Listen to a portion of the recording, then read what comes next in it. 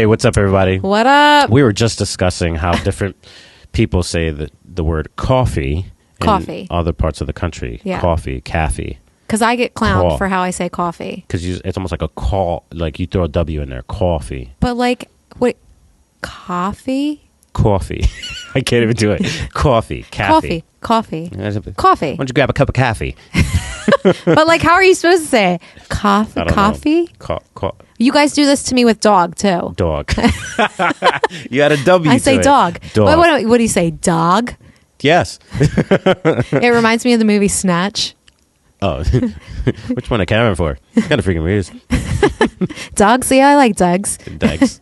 I like But Kevin. like, it's dog, not dog or coffee. Like, it's so ridiculous. Obviously, we're from New Jersey. Yes, very much If you so. didn't know and you're randomly listening to our podcast. Right. But yeah, coffee, dog.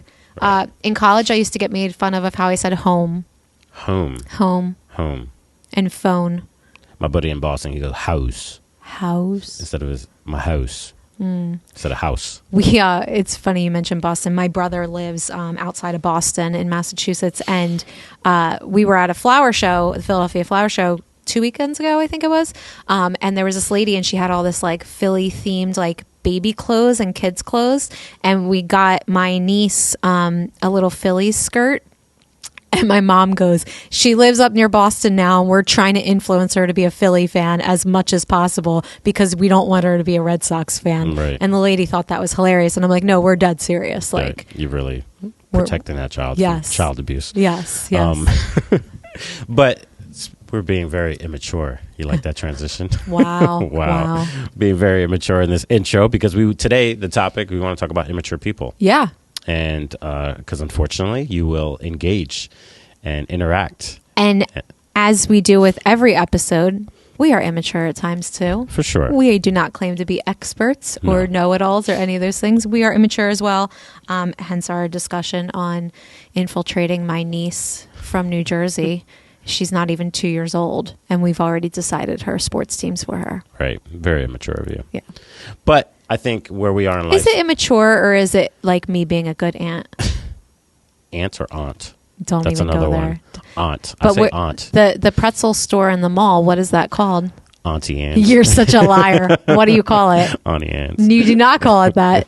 Stop being immature. What do you call it? Annie Anne's. Yeah, but then he says aunt. So like, Yeah, it's my explain aunt, that. 'cause it's spelled Hunter caught him in A-U-N-T. that a couple of weeks ago. Yeah. He was like, yo, Mike, that we got a pretzel at the mall. What's that place called? Oh. He's like, Annie Ann's. And he's like, oh, is it? Because you say aunt every other time.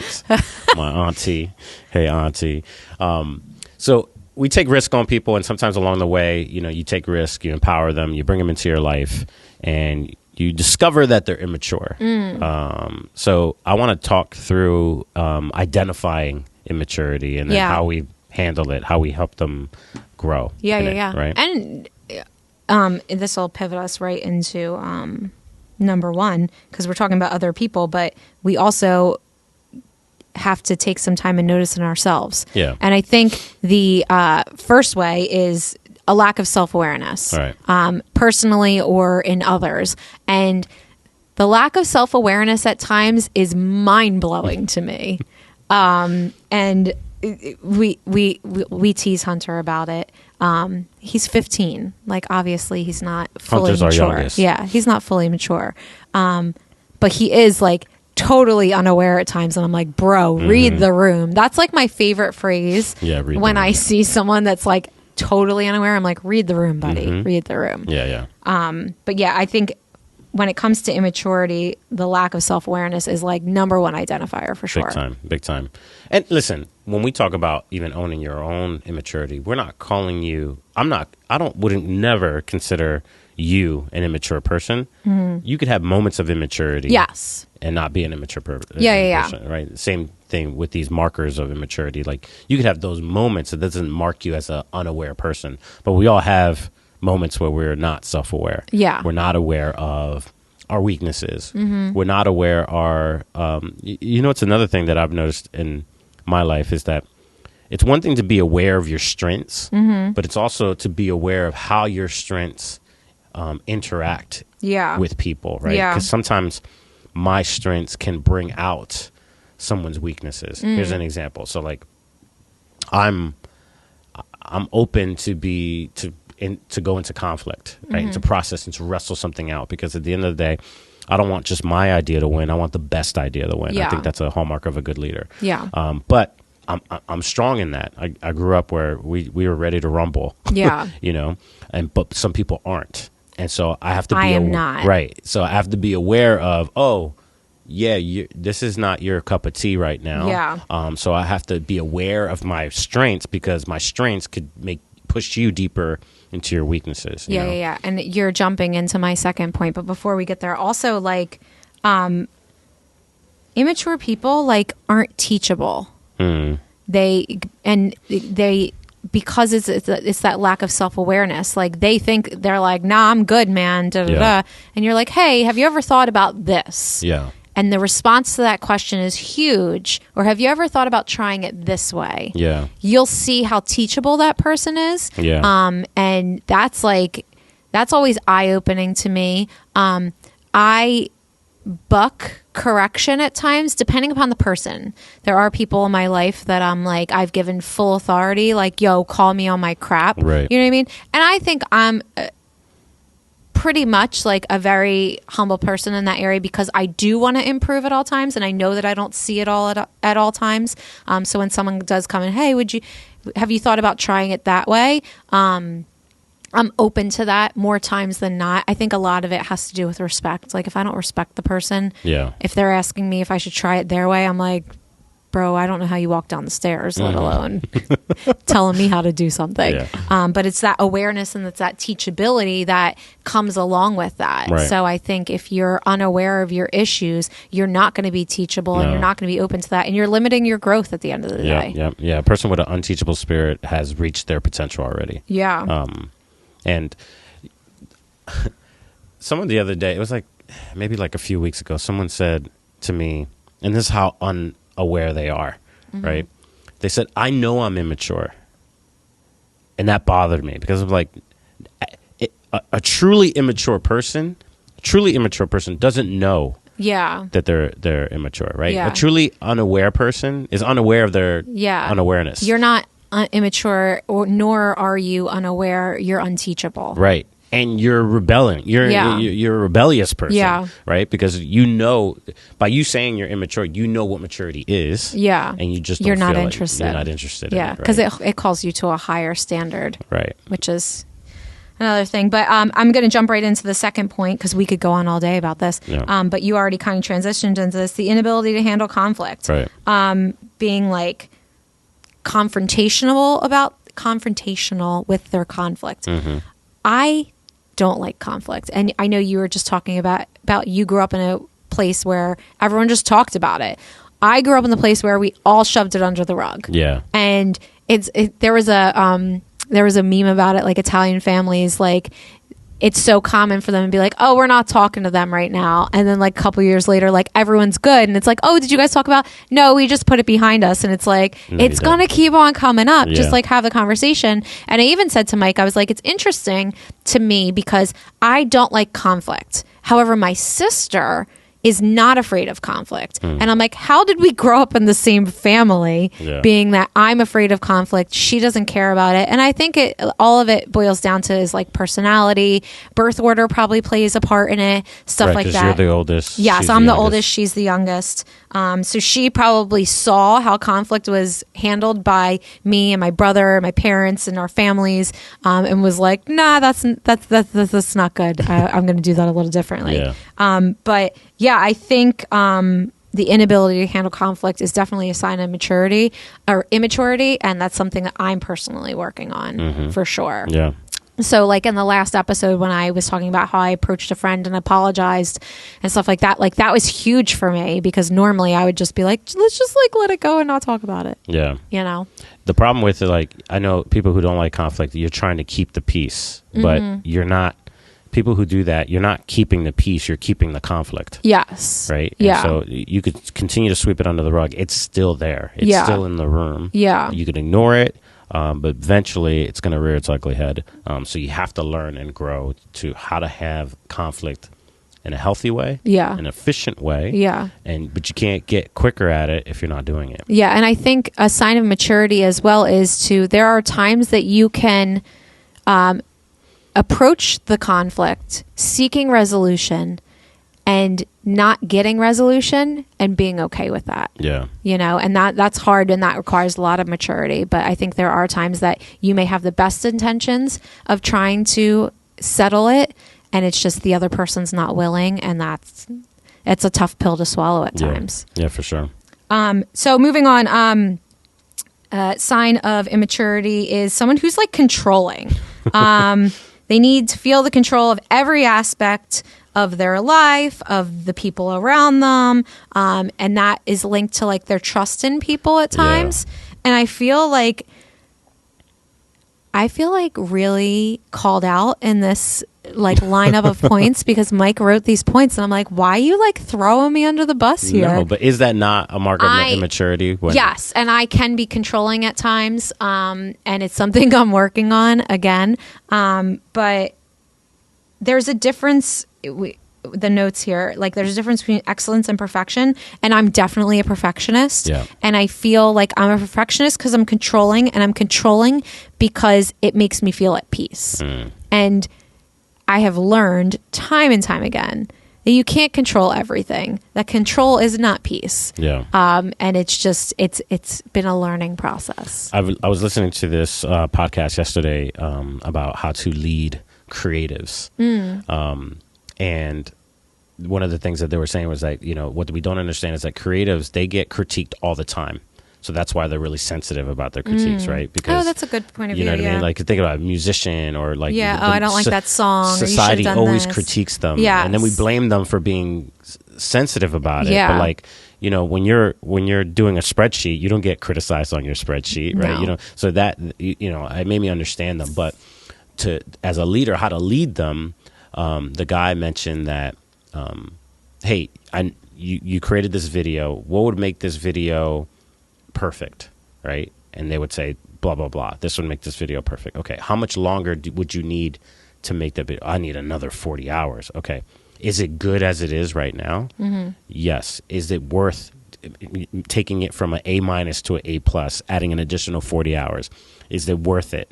Or can we just be satisfied and content with this A- on it, right? And that's the difference between excellence and perfection.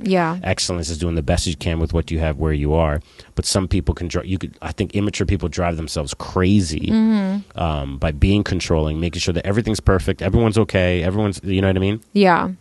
But you got to ask yourself, like, it's okay to just be okay. Because if that is the epitome of excellence. Excellence is not perfection. You're doing the best you can with what you have where you are. And I've seen a lot of immature people drive themselves crazy, burn themselves out. Immature people always burn themselves out. Period. And just to say, hey, a B+, an A- is great. Like, applaud that. It's great. It's not worth the additional 40 hours to bump it up to an A+. For sure. Another thing that we see in immaturity is people that have a lack of empathy or too much empathy. And that, I think at the end of the day, that's just learning how to like grab a hold of your emotions. And immature people have a hard time doing that. For example, they may struggle to understand or relate to other people's perspectives, needs, challenges, may be insensitive or dismissive to other people's emotions or concerns, or over dramatize them. Those are all definitely signs of immaturity. And I know for me, I tend to be dramatic when I feel out of control. So again, Mike is throwing me on, like, at least the one episode I put myself down on the couch, you're just like throwing me on the couch and like back in the bus. No, you're throwing yourself on the couch. I'm not adding you to any of these I'm just being real. Sorry. But don't we experience that? Somebody who's like unaware of the emotions in the room, right? Like especially that awkward person that tries to joke when it's a serious moment, or they're being serious and everybody's joking. You know what I mean? Like, so that lack of empathy but then the when it's too much. I can be over empathetic at Right, times like- too. We'll be in a restaurant and there's like an old man sitting eating by himself and I'm crying, like Yes. ready to go sit with him because I'm like, I've built up this whole story in my head of his life. And it could just be like he's on a work break and eating by Right. himself because he's out of town, you Right, know? right. But sometimes I'm immature and overly empathetic. Right. And so I think mature leaders, mature people, what they do is that they're aware of emotions, their own emotions and the people around them, but they know how to lead those emotions. Yeah. Because if not, it'll drive you crazy. It's something that you've said before. It's balancing your head, your heart, and your guts. Yes. So there are times that we're like leading with our heart, but we need our head to step in and be like, yo, you know. Right. But we also need our guts to step up and be like, Yeah. all right, now you got to like Yep. take action. Yeah, take action. Yeah, you can't have your head be bigger than your heart, or your heart be bigger than your head, or your guts be bigger than your head, because then you're making clumsy, Yeah. risk-taking moves and that kind of stuff. And so, yeah, have them all balanced. Yeah. Yeah. And then inconsistent behavior. So people that are inconsistent, unpredictable. So you can't even understand them or like be in relationship with them because they're all over the place. Yeah. And you're like, this day you're this, the next day you're that. I don't know who I'm dealing with right Right. now. Like it's pretty wild. So now you're talking about me. No, I'm kidding. I'm consistently inconsistent. Yes. Yes, you are. Yes, you are. How's that working out for you? Oh, boy. Here we go. Thanks. How's your control issues working out for you? We can go there. Remember, I'm not afraid of conflict. Okay, so moving on. So here, this is like you segued this so perfectly. I'm just going to throw you back down. Immature people like to blame others. Bam. Blame others for their own mistakes or shortcomings, not taking responsibility for their actions or decisions. With that, I would also, they get defensive. Very. Immature people get defensive. And instead of, like we mentioned in our last episode, instead of taking a beat and like asking yourself, what am I responsible for here? Where really someone comes to you with something, well, you, blah, blah, blah. We're not talking about me, Mike Rosato. I'm talking about you right now. Right. Let's own your crap, you know? So, Right. but that comes with a level of maturity and humility to own your things and not blame others or get defensive about it. Right. When I do premarital counseling, I try to tell people like, hey, don't add more issues to the current issue. Right. Yeah. So when you're bringing some form of challenge to your spouse, it's real easy to go like, so if it's like, hey, you always leave your makeup on the sink. Well, you always leave your socks on the floor. Those are two different issues. Yeah. And now like you see these couples that these long-winded arguments and they forget even what they're arguing about, right? Because you weren't letting the main issue be the main issue. Yeah. So if you stop blaming the other person and just go, you're right, I'm going to clean up the sink after I'm done. Boom, done. You handle the conflict efficiently and you moved on to the next thing. Yeah. But if you're keeping score, if you're going back and forth and you're just trying to win the game, you lost the battle. Yeah. And then lastly, we have familiarity. And not lastly, I have something I want to add at the end, but familiarity. So like I said earlier, you can't learn from someone that you don't respect. Nope. You can't make intimacy and authority exclusive to one another. This is your note. Explain this. So like, That's my hesitation. I'm like, explain. I think when you're familiar with, especially like, I'm going to put it in the paradigm, we're talking about people in general, but let's say put in the paradigm of your boss, right? So say you have a good relationship with your boss, which is fantastic. Great. I think that should always happen. Yeah.